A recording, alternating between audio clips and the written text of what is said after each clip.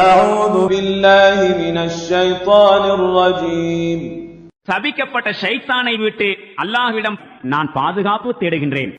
وَإِن يَكَادُ الَّذِينَ كَفَرُوا لَيُزْلِقُونَكَ بِأَبْصَارِهِمْ لَمَّا سَمِعُوا الذِّكْرَ وَيَقُولُونَ إِنَّهُ لَمَجْنُونٌ. இந்த நிராகரிப்பாளர்கள் நல்லுரையான குர்ஆனை செவியுறும்போது உம்முடைய பாதங்களை பிறழச் செய்து விடுவதைப் போன்று உம்மை முறைத்து பார்க்கின்றார்கள். மேலும் நிச்சயமாக இவர் ஒரு பைத்தியக்காரர் என்றும் கூறுகின்றார்கள். وَمَا هُوَ إِلَّا ذِكْرٌ لِلْعَالَمِينَ.